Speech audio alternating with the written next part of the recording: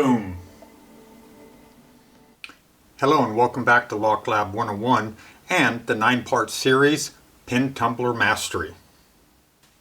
In this episode, Finding the First Binder, we will go over what binding feels like, how to test each pin quickly, how to avoid oversetting, and how to reset without losing progress.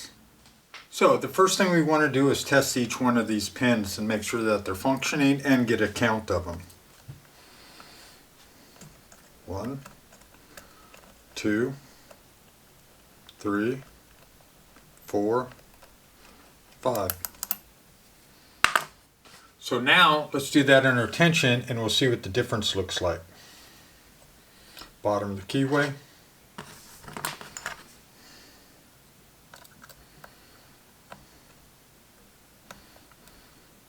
Binding on 1.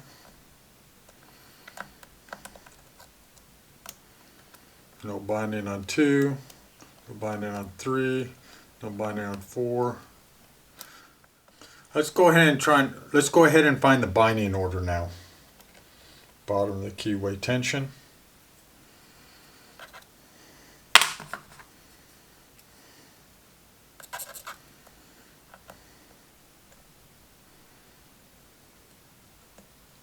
One is set.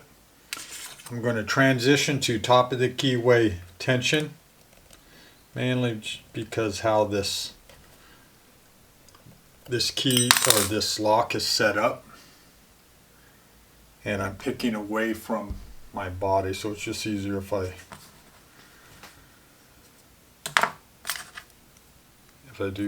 transition to the top of the keyway. So 1 is set. Let's find 2.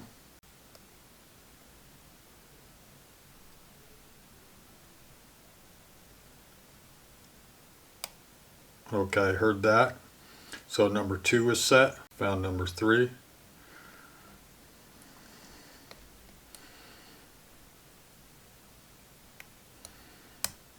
Okay, we heard that. So number 3 is set.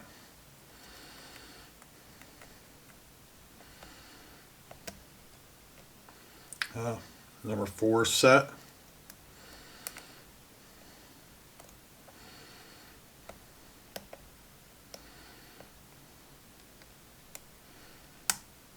Number 5 is set, and the lock opens. So the binding order is 1, 2, 3, 4, 5. Now that binding order has a lot to do with this is a cutaway. If this wasn't cutaway, that I'm pretty certain that binding order would have been a little bit different. But as soon as we changed the structure of this lock, I'm pretty sure that binding order was affected. Okay, now let's talk about how we deal with overset pins. So, as you can see, pin number 1 is overset. So the way I deal with that without losing that whole pin is just slightly reduce the tension, and it snaps right back down to shear line.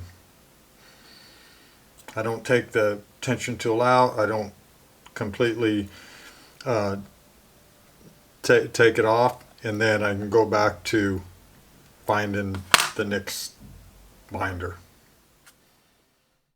Okay, well that's all I have for you today. Next episode, standard pin picking. We're going to take everything we've learned up to this point and apply it towards an actual lock, not a cutaway lock. Please like and subscribe. Thank you very much.